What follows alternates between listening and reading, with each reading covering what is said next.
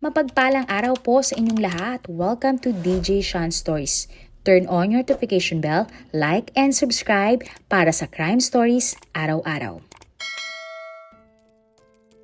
August 8, 2025 nang nagtrending sa social media ang apat na larawan ng mga babaeng nawawala. Humihingi nga ng tulong ang nagpost sa kung sino man ang nakakita sa apat ng mga babae dahil sila ay huli pang nakita ng August 4. Marami nga ang nabahala at nag-alala para sa mga babae dahil napakabata pa nila at isa pa nga sa mga babae ay minor de edad. Ang mga babae ay kinilalang si Jaimalyn Avoc, 21 years old, Josie Rose Gruta, 21 years old, Perla Andaya, 18 years old, at si Rachel Gregorio, 15 years old lamang. Ang mga babae ay mga taga Bulacan. Ang apat na mga babae ay pawang magkakaibigan at magkakatrabaho sa isang bar. Ayon din sa kaanak ng apat na mga babae, sina Jaimales, Josie, Perla at Rachel ay nagtatrabaho sa bar na nag-aalok ng massage service. Si Jaimalyn ay isang single mom, sina Josie, Perla at Rachel naman ay mga estudyante na pansamantalang natigil sa kanilang mga pag-aaral. Ayon sa mga kaanak ni Jaimalyn, Josie, Perla at Rachel, ang apat ay magkakasamang umalis ng August 4, 2025. Subalit nang tuluyan na nga sumapit ang kinagabihan, hindi pa din umuwi ang apat na mga babae. Agad na nagpost sa social media ang mga kaanak ni Jaimalyn, Josie, Perla at Rachel para manawagan sa pagkawala ng magkakaibigan. Sa isang Facebook post naman, sinabi nga na ang huling lugar na pinuntahan ng apat na mga babae ay sa Bukawe, Bulacan at bandang alas 8 ng gabi ay hindi na sila nakontak pa ni numan. At nang buksan naman ang Facebook account ni Perla, nalaman ng pamilya ng apat na mga babae na ang lalaki na si Emmanuel Dio, 38 years old ang huli nitong kausap. At ang lalaki din ang nag-book ng sasakyan para kina Perla pupunta sa kanilang destinasyon. Nabasa din sa chat na sinabi ni Emmanuel kay Perla na huwag sabihin sa kanyang tatlong mga kaibigan kung saan sila pupunta. Kasama din sa ipinost ng kaanak ng mga nawawalang babae, ang larawan ni Emmanuel na pinaniniwalang huling kasama na magkakaibigang Jaimalyn, Josie, Perla at Rachel. Mula nga noon, araw-araw nang hinahanap sina Jaimalyn, Josie, Perla at Rachel ng kanilang mga pamilya. Nag-report na din ang mga kaanak ng mga nawawalang babae sa mga pulis para imbestigahan ang pagkawala ng magkakaibigan.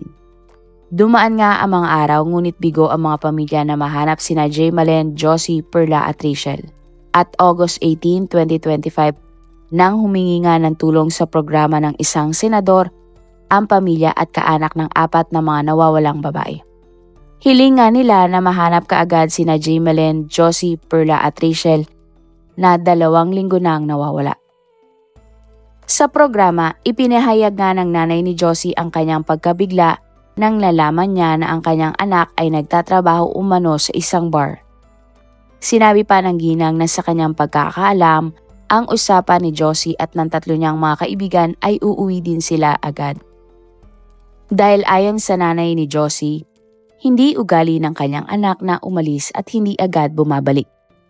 Ayon pa sa ginang, kung alam lang niya nung una na katrabaho sa bar ni Josie sina Jaimalyn, Perla at Rachel, hindi na niya sana pinayagan pa ang kanyang anak na umalis ng araw na iyon.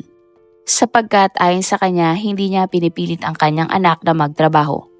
Ipinakita nga sa programa ang isang kuha ng CCTV kung saan nahagip sina Jaimalyn, Josie, Perla at Rachel. Sa likod nga ng apat na babae, makikita ang isang lalaking nakasakay sa motor na tila ba sinusundan ang mga babae. Ayon sa kaanak ng mga babae, hindi nila kilala ang lalaking nakunan sa CCTV.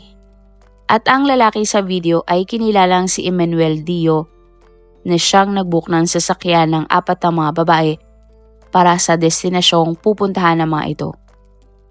Sa programa nga, sinabi ng Chief of Police na may hawak ng kaso ng pagkawala ng apat na mga babae, si Emmanuel ang kanilang person of interest. Sinabi pa ng mga pulis ng August 10, 2025, pinuntahan nila ang barangay kung saan naninirahan si Emmanuel.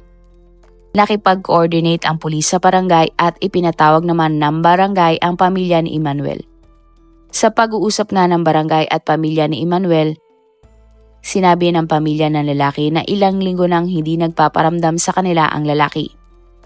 Napag-alamahan naman ng mga pulis na ang Facebook account na gamit ni Emmanuel para kontakin sina Jaymalen, Josie, Perla at Rachel ay nagngangalan Alden Alcantara.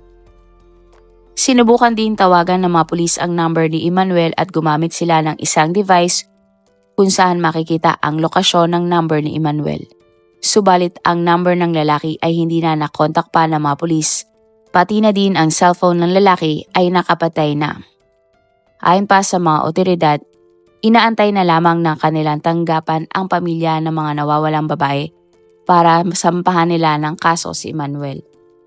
Dahil ayon sa mga pulis, malaki ang posibilidad na nagkaroon ng human trafficking.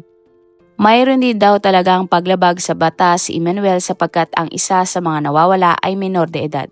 Iniwan naman ng mga pulis ang kasiguraduhan sa pamilya ng 4 na mga babae na patuloy ang investigasyon na kanilang ginagawa at backtracking ng mga CCTV para malaman kung saan ba nagpunta ang mga babae. Pero sa programa, sinabi na ang lalaking hinahanap ng mga pulis na si Emmanuel ay patay na base sa post ng ina ng lalaki at natagpuan nga ang labi nito sa isang pier sa Pandi, Bulacan. Sa post noong August 12, sinabi ng nanay ni Emmanuel na napakasakit para sa kanya na tanging sa litrato na lamang niya makakapiling ang kanyang anak. Ang larawan sa post ay nagsasabi na si Emmanuel ay sumakabilang buhay na umano noong August 10, 2025. Maging ang kapatid ni Emmanuel ay nag-post din at sinabing hindi pa din siya naniniwala na patay na ang kanyang kuya. Tinanong din ng kapatid ni Emmanuel sa post na bakit gano'n ang itsura ng labi ng kanyang kuya. Ayon naman sa mga pulis, wala siyang nabasang impormasyon tungkol sa natagpuang labi ng lalaking namatay sa pier. Pero nangako siya na iimbestigahan nila kung totoo bang wala nang buhay si Emmanuel dahil baka tinatago lamang umano ito ng kanyang pamilya. Sunod namang nakausap sa programa sa pamamagitan ng tawag ang kapatid ni Emmanuel na si Raquel. At ayon kay Raquel, August 4 bandang alas 6 ng gabi nang huli niyang nakausap ang kanyang kapatid. At bago yun, August 4 ng umaga nang nanghingi pa nga umano ang lalaki ng pera sa kanyang nanay. Mula nga noon, hindi na nakontak pa ni Raquel si Emmanuel. Sinabi din ng babae na August 10 nalaman lamang ng kanilang pamilya na natagpuan na si Emmanuel na wala ng buhay sa fish pond sa Marilao, Bulacan. Ayon pa kay Raquel, si Emmanuel ay pa-extra lamang ang trabaho. Minsan daw ay namamasada ito sa isang food delivery app o kung minsan naman ay nagtatrabaho sa construction. Tinanong nga si Raquel ng host ng programa kung mayroon ba silang hawak na patunay na ang labing natagpuan ay si Emmanuel talaga. Sumagot si Raquel at sinabing nakuha nila ang mga personal na gamit na kumpirmadong pagmamay-ari ni Emmanuel. Iginiit din ni Raquel na personal na nakita ng kanyang nanay ang labi ng kanyang kuya at positibo itong kinilalang si Emmanuel. Nagmungkahi naman ang host ng programa na makipag-ugnayan sina Raquel sa mga pulis para paimbestigahan ang pagkamatay ni Emmanuel. At para nga mabigyan linaw din kung nasaan nga ba ang 4 na mga babae. Muling nakausap din sa programa ang Chief of Police na may hawak sa kaso at tinanong siya kung saan ba natagpo ang patay si Emmanuel. Sumagot naman si Raquel at sinabi na ang kanyang kuya ay natagpo ang patay sa fish pond sa Marilao. Sinabi naman ng mga pulis na tatawagan niya ng mga oras din na iyon ang Marilao Police Station para kumpirmahin kung may natagpuan ba talagang labi ng lalaki sa fish pond sa Bulacan. Dahil para sa hepe, medyo nakakapagtaka ang mga pangyayari dahil ng August 10 nakausap nila si Raquel at ang nanay ni Emmanuel ngunit hindi nabanggit ng mga babae na ang kanilang person of interest na si Emmanuel ay patay na. At makalipas nga ang ilang sandali, sinabi sa programa na si Emmanuel ay kumpirmadong patay na at siya ay natagpuan na wala ng buhay sa fish pond. Nalaman nga din sa programa na si Emmanuel ang sumundo sa mga nawawalang babae. Sunod ay tinanong ang mga pulis kung nakausap ba nila ang sinasabing bar kung saan nagtrabaho ang 4 na mga babae. At ayon sa mga pulis, ngayon lamang nila nalaman ang tungkol sa bar kaya hindi pa nila nakakausap ang pamunuan nito. Pero sa pagkakaalam naman daw ng pulis, ang tungkol sa mga ganong klaseng bar sa online lamang nangyayari ang transaksyon. Kung saan matapos magkasundo ng kliyente at ng masahista, saka lamang daw sila magmi-meet up ng personal. Ibinahagi naman ng kaanak ng mga 4 na mga babaeng nawawala na may nagkwento sa kanila na nakakita umano ng larawan ni Rachel at Perla sa Facebook ng nasabing bar. Ayon sa hepe ng pulis, dahil hindi na maaring panagutin si Emmanuel sa pagkawala ni na Jaymalen, Josie, Perla at Rachel, ang tanging nalaman nilang tututukan ay ang paghahanap sa 4 na mga nawawalang mga babae. Nang sa gayon ay mabigyan nga umano ng linaw kung ano ba talaga ang nangyari sa mga nawawalang babae. At bago nga matapos ang programa, isa-isang nanawagan ang mga kaanak ng mga nawawalang babae na sana nga ay makauwi na ngang ligtas ang mga magkakaibigan. At ang hulingang nanawagan ay ang ina ni Josie. Ayon sa ginang, hindi niya alam kung paano hahatiin ang oras sa paghahanap kay Josie, sa pag-aasikaso sa mga kapatid nito at sa pagtatrabaho. Sinabi pa ng ginang na nasa tamang edad na si Josie at hindi siya nagkulang ng payo sa kanyang anak na lumayo sa maling barkada. Ipinahayag pa ng ginang na doble ang sakit na kanyang nararamdaman kumpara sa kaanak ni na Jaymalen, Perla at Rachel sapagkat siya lamang ang bumubuhay kay Josie at sa mga kapatid nito. Sa ngayon ay patuloy pa din ang paghahanap kina Jaymalen, Josie, Perla at Rachel. Ang pangalawang babaeng biktima naman sa ating kwento ay kinilalang si Melissa Magracia, 17 years old o tinatawag na isa ng kanyang pamilya. Siya ay mula Tansa, Cavite at siya ay ipinanganak ng April 13, 1999. Pangatlo sa 4 na magkakapatid si Melissa. Ang kanyang ina ay isang mananahi at ang kanyang ama naman ay isang engineer. Sa murang edad, batid na ni Melissa ang kanyang mga ambisyon para sa kanyang pamilya. Gusto ng dalaga na makapagpagawa ng maganda at malaking bahay para sa kanyang pamilya. Matapos nga ang high school, nag-aral si Melissa sa Ama Computer College at kumuha ng kursong architecture. Iyon ang napiling kurso ng dalaga dahil sa ang kanyang galing sa pagguhit. Kinagigiliwan si Melissa ni Numan dahil napakabait nito at pala kaibigan. At habang lumalaki ang dalaga, kapansin-pansin ang taglay nitong ganda. Si Melissa kasi ay may maamang muka at bilugan na mga mata. Bukod doon, mahilig din si Melissa na mag-ayos at may magandang sense of fashion. Kaya naman ilang beses nakuha si Melissa sa mga modeling project habang siya ay nag-aaral. Hanggang na ng November 15, 2016, nakipag-ugnayan kay Melissa ang lalaking si Elric Mojica, 31 years old. At bigla na lamang chinat ni Elric si Melissa sa Facebook. Sa chat, inalok ni Elric si Melissa ng trabaho bilang model ng isang produkto ng isang hardware brand kapalit ng 25,000 pesos. Ikinuwento ni Melissa sa kanyang nanay ni si Melita ang tungkol sa alok na trabaho ni Elric. Sabik na sibik si Melissa tungkol sa trabaho dahil malaki ang sahod na makukuha niya kung sakasakali. Subalit hindi pumayag si Melita sapagkat ayaw ng ginang sa pagmamodel ilaan ni Melissa ang kanyang atensyon imbis na sa pag-aaral. Kaya naman sinabi ni Melissa kay Elric na hindi niya tatanggapin ang trabaho dahil ayaw ng kanyang nanay. Gayunpaman hindi tumigil si Elric sa pagsuyo kay Melissa para ito pumayag. Araw-araw chinachat ni Elric si Melissa para ito ay kumbinsihin sa trabahong pagmamodel. At halos isang buwan nga bago magpasko, gusto ni Melissa na regaluhan ang kanyang ina sa darating na Kapaskuhan. At para nga mangyari iyon, kailangan niya ng pera. Sa isip-isip ni Melissa, makakabili siya ng regalo kung siya ay tutuloy sa alok na pagmamodel sa kanya. Kaya kahit taliwas sa kagustuhan ng kanyang ina, pumayag na si Melissa sa alok na trabaho ni Elric. At December 6, 2016, nang huling nakita si Melissa ng kanyang mga kaklase. Matapos ang klase, ang dalaga ay nagmamadaling sumakay ng jeep papuntang Indang, Cavite para sa kanyang umanong pictorial. At habang nasa biyahe, nag-text si Melissa sa kanyang nanay na hindi muna siya makakauwi dahil makikipag-meet up siya sa nag-alok ng trabaho sa kanya. Nag-reply naman si Melita at pinauwi agad ang kanyang anak. Subalit kinagabihan hindi na nag-reply pa si Melissa sa kanyang ina. Agad namang kinontak ni Melita ang mga kaklase ni Melissa kung alam ba nila kung saan nagpunta ang dalaga. Ayon sa mga kaklase ni Melissa, ang katagpo ng dalaga ang tila nagsilbing talent scout na si Elric Mojica. Samantala, nabuksan naman ng boyfriend ni Melissa ang Facebook account ng dalaga at dito na nila nabasa ang chat ng lalaking si Elric. Labis nga ang pag-aalala ang naramdaman ng pamilya ni Melissa para sa dalaga. Kaya naman agad silang nagtungo sa mga pulis para i-report na ito ay nawawala.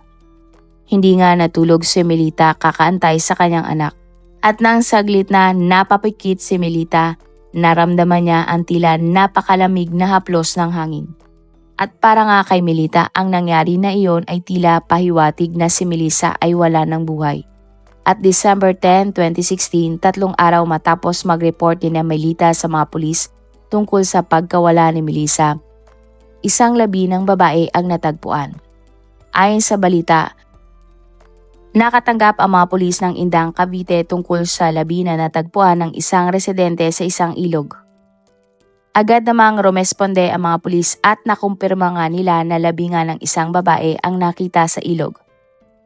Base sa inisyal na investigasyon, may hindi na kaaya-ayang amoy ang labi at hindi na maganda ang kondisyon nito. Tinawagan naman ng Indang pulis ang pamilya Magrasya para ipaalam na may labing ng isang babae ang natagpuan sa isang ilog para kumpirmahin kung si Melissa ba ito o hindi. Agad namang nagpunta sa police station sina Melita at pagdating nga doon, ipinakita sa kanila ang larawan ng labing natagpuan. Tila gumuho nga ang mundo ni Melita nang nakumpirma na ang labi na nakita at ang nawawala niyang anak ay isa. Maging ang mga gamit ng biktima ay kinumpirma niya na pagmamay-ari ng kanyang anak na si Melissa. At ayon nga sa autopsy report sa labi ni Melissa, siya ay nagtamo ng 5 saksak sa iba't ibang bahagi ng kanyang katawan at kumpirmado nga na ang biktima ay pinagsamantalahan pa bago tuluyang bawian ng buhay. Sa investigasyon ng mga otoridad, nalamang nilang nagkaroon talaga ng pag-uusap si Melissa at ang lalaki na si Elric tungkol sa inaalok nito na trabaho. Lumalabas din na si Elric talaga ang huling kausap ng biktima bago ito mawala at malaki ang posibilidad na ang huling kasama ni Melissa bago siya pinatay ay walang iba kundi si Elric. Ipinakita naman ng mga pulis sa best friend ni Melissa ang larawan ng lalaki. At ayon nga sa dalaga, si Elric ang kinatagpo ni Melissa bago ito nawala. Dahil bago nawala ang biktima, lagi daw pinapakita ni Melissa sa kanyang kaibigan ang larawan ng lalaki at sinabi ni Melissa na yun nga ang kanyang katatagpuin para sa modeling project. Samantala, nagulat naman ang pamilya ng biktima nang nalaman na si Elric ay nagpapanggap bilang talent scout ay dati palang may kaugnayan sa kanila. Ayon kay Melita, si Elric ay naging kapitbahay nila dati ng 2 buwan lamang at bata pa noon si Melissa. Kinumpirma nga ito ni Melita nang ipinakita sa kanya ng mga pulis ang chat ni Elric at Melissa. Sa chat nga ng lalaki, sinasabi nito na sana nga ay muli silang magkabanding ni Melissa dahil ang huling kita pa nila umano ni Melissa ay nang elementarya pa lamang ang biktima. At dahil nga sa mga nakalap na impormasyon ng mga pulis, itinuring nilang person of interest sa pagkamatay ni Melissa si Elric. At ang lalaki nga ay 31 years old noon at nagmula din sa Indang, Cavite. Siya ay dating seaman at ang kanyang asawa ay nasa abroad. Mayroon ding isang anak ang lalaki at ang kanyang misis. Matapos maging seaman, siya ay nagtrabaho bilang isang welder. At sa paghahanap nga ng mga pulis ng ibang impormasyon hinggil sa lalaki, napag-alaman nila mula sa mga kakilala ng lalaki na si Elric ay mahilig talagang mag-chat ng mga babae at pagkatapos ay makikipagkita si Elric sa kausap niyang babae. Agad namang hinanap ng mga pulis si Elric at December 12, 2016 nang tuluyan na ngang nahanap ng mga pulis ang lalaki. Dinala ang lalaki sa presinto kung saan siya tinanong tungkol sa pagkamatay ni Melissa at nagbigay nga si Elric ng sinumpaang salaysay sa mga pulis. At ayon nga sa sinumpaang salaysay ni Elric, Sinabi niya na si Melissa mismo ang nagpahanap sa kanya ng trabaho. Kaya naman ni-refer niya umano ang dalaga sa kanyang kaibigan na si Danilo Rufin na mula din Indang, Cavite. Dagdag pa ni Eric, December 2, 2016 bandang 3:00 ng hapon nang nakatanggap siya ng text mula kay Melissa. Sa text, nagpapasundo umano si Melissa kay Eric dahil kikitain umano ni Melissa si Danilo para sa inaalok nitong trabaho. Sinabi pa niya na sinundo lamang niya si Melissa sa kanilang eskwelahan at isinakay niya si Melissa sa isang motor. At nagmaneho nga si Eric sa sinasabing lokasyon na kikitain si Danilo. Nang nakita umano ni na Eric at Melissa si Danilo, mayroon itong dalawang kasamang mga lalaki. At dito na nga nagdesisyon si Eric na sa barangay harasan sila mag-usap ni Melissa tungkol sa trabaho. Naikwento nga ni Eric na siya, si Melissa, si Danilo at ang dalawa pang lalaki ay naglakad sa kakahuyan papunta sa barangay harasan. At sa kalagitnaan nga ng paglalakad, nagpaalam umano si Danilo na iihi lamang siya saglit. At ayon sa lalaki, bigla na lamang siya umanong tinutukan ng isa pang lalaki ng kutsilyo at sinabing wag siyang mangialam sa kanilang gagawin. Dito na nga raw ginawa ni Danilo at ng dalawa pang lalaki ang pananamantala sa biktimang si Melissa. At ayon nga kay Eric, sinabi niyang matapos ang pananamantala, dinala ng mga lalaki si Melissa sa isang bangi na may ilog at isinabi din daw si Eric. Wala naman daw nagawa si Eric dahil may nakatutok sa kanyang patalim.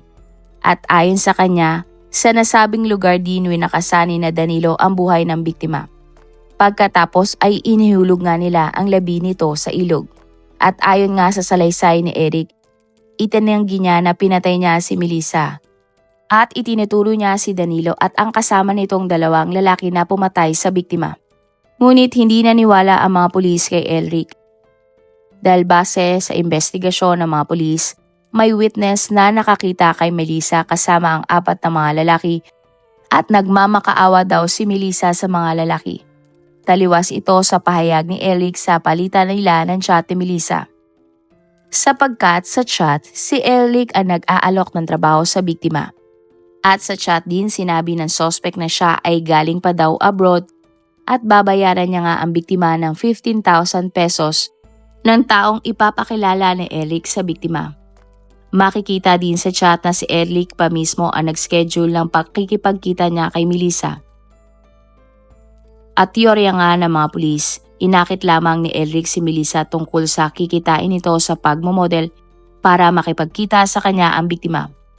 Pinayuhan din ng mga pulis ang pamilya ni Melissa na huwag maniwala sa salaysay ni Eric. Dahil naniniwala ang mga otoridad na gumagawa lamang si Eric ng kwento para isalba ang kanyang sarili mula sa krimen at pagpatay niya kay Melissa.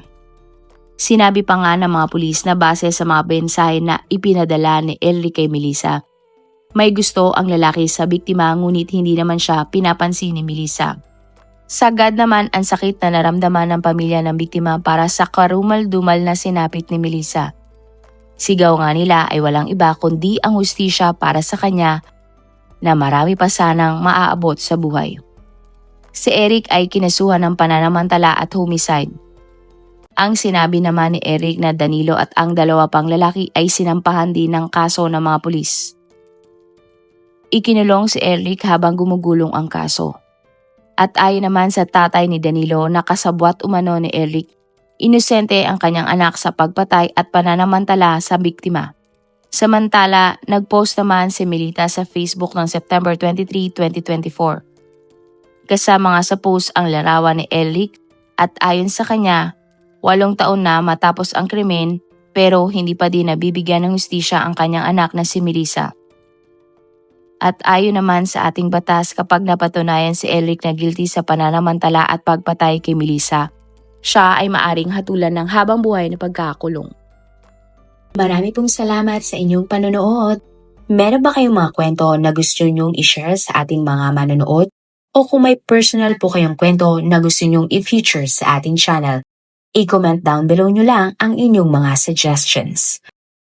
Para naman po sa dagdag kalaman, I-subscribe nyo din po at i-follow ang ating iba pang YouTube channel katulad ng Tagalog Facts and Mysteries by DJ Sean at Manila Boy Wonder Philippines. Marami pong salamat sa pagsuporta nyo sa aming mga channel. God bless everyone!